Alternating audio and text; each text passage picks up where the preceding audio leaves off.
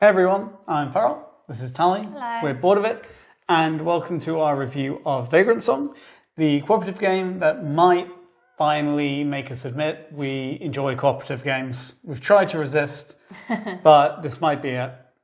Vagrantsong is for 2 to 4 players and has a rather unique premise. In this, you and your friends are going to be playing vagrants who have stumbled aboard a ghost train, can't really remember how they get on, their life before, and they have no option but to progress forward and see what the train holds. In terms of gameplay, Vagrantsong is a boss battler campaign game where in each session it would be fighting a unique boss, often with a clever one-off mechanism. In between these sessions, you can buy and customize your skills to create a playstyle suitable for you. So let's call all aboard, choo-choo, and see how to play. How embarrassing.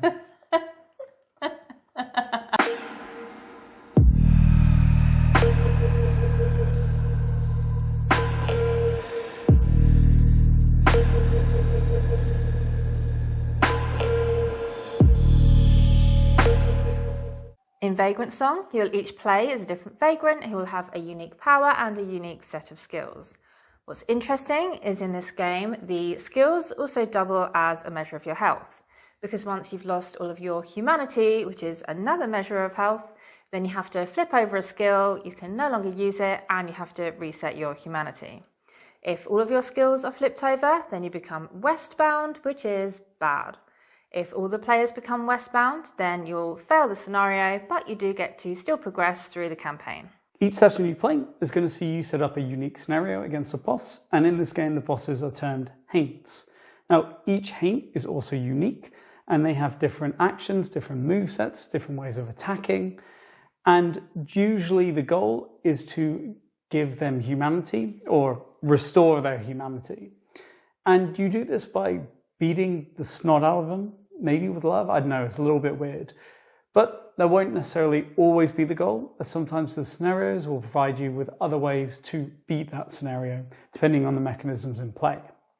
Now, the way it's going to work is you'll play over a variable number of rounds, and each round consists of all players taking a turn, but after every player has taken a turn, the Haint will get to take a turn. You'll take actions by placing your coins on actions or skills, and it will usually involve a dice check.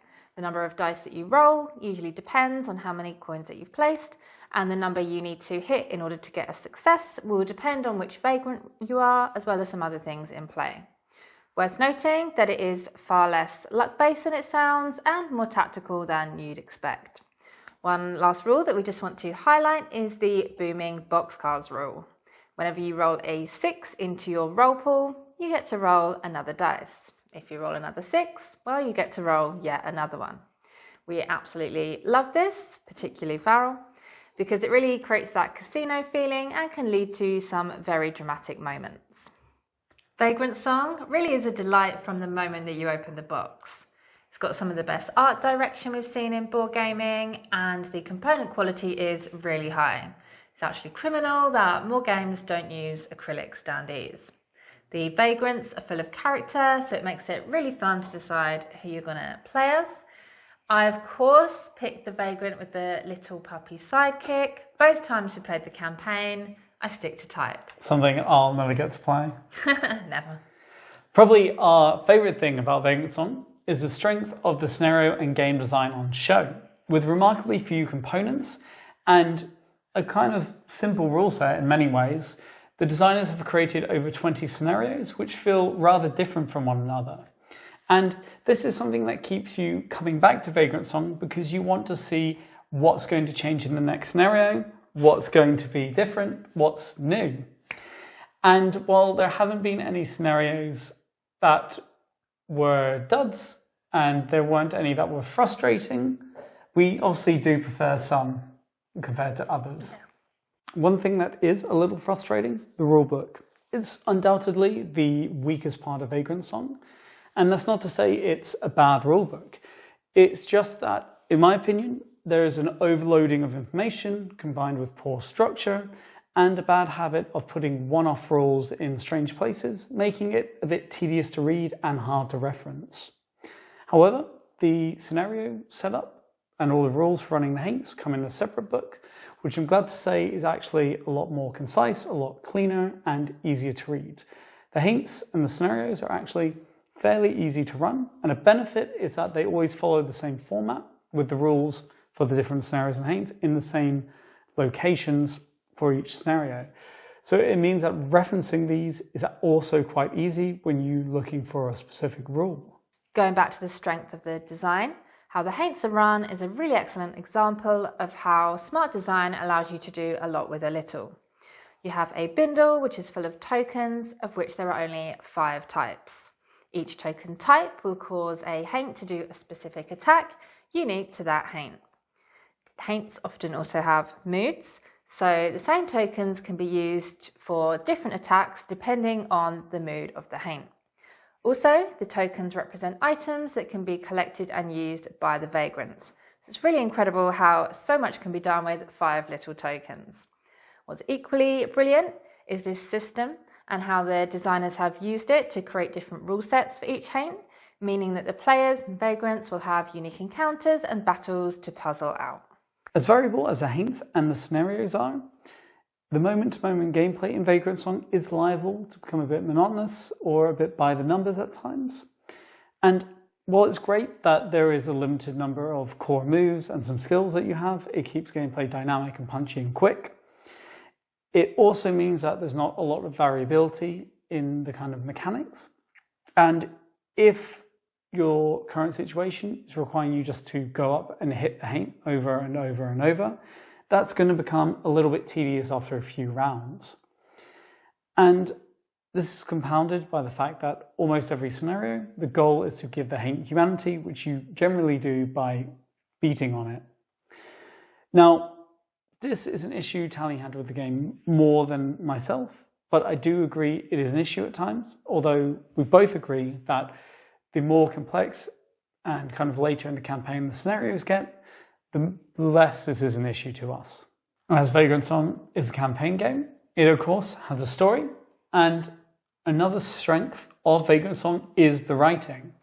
We found it to be atmospheric, dark and humorous, often all within the same paragraph, and it's also infused into the game in what we think is the perfect amount. You get a small bit to kind of set up the scenario and away you go. Then you'll have a few more small paragraphs dispersed in between different events in the scenario you're playing. And that's it. And this makes it perfect for people who are really sick of having to read walls and walls of kind of, big, long text. Also for people who get distracted easily. That's me. However, this does mean if you come for a proper campaign with reams of story, twists and turns and more, you might come away disappointed. A very light touch has been taken with the narrative in Vagrantsong, but in our minds it does work exceptionally well because this is just a boss battler after all. That's not to say there isn't any thread running through the campaign, however, and we were pleasantly surprised to see some intrigue being built in. Now, if you're more interested in campaign mechanisms than you are campaign story, you're in luck because that's more what Vagrantsong is about. After every scenario, you're going to get the opportunity to buy new skills, which are new actions you can take, or new junk, which are passive abilities. And as you gather more and more, you're going to have the ability to set up your Vagrant how you like, because there's a lot of variability in all different skills and what they do. And that actually adds a nice bit of replayability if you want to replay the campaign multiple times, because you could even play the same Vagrant, but with completely different abilities and have a different experience, let alone playing all the different Vagrants. The one issue with this is that because of the way the game is designed, a lot of the skills are of similar usefulness. And once you gather a lot, it can become a bit whatever on which you actually pick for a scenario, because you have so many that do such similar things. As I've said in a previous review, it's the old decision between move 2 and attack, or attack and move 2. I mean, what's the difference in the end? Now, another issue stemming from this is that you have to set up your Vagrant before you see the next scenario, which makes sense thematically because they haven't yet gone into that next train car, so you don't know what you're going to face. but from a gameplay perspective, it's slightly annoying because if you have these skills and you're buying them, you want to put them to use at the right time. And it's very frustrating to have skills that would be perfect for a Haint sat in your supply, while you have a Vagrant decked out with a bunch of skills that do nothing against this Haint. As cooperative games go, this has got to be up there with one of the best. The differences in the Vagrant's skills, junk and abilities means that it's pretty tough to quarterback or micromanage other players. There'll definitely be plenty of high-level discussion about strategy because you'll definitely need to work together, but you also get the freedom to take your turn as you like without other players bogging you down. It's also genuinely fulfilling to set up these big combo turns with the other players, and the differences in the Haints game to game keep things from feeling too repetitive, as they might in other cooperative campaign games which are based on difficulty progression.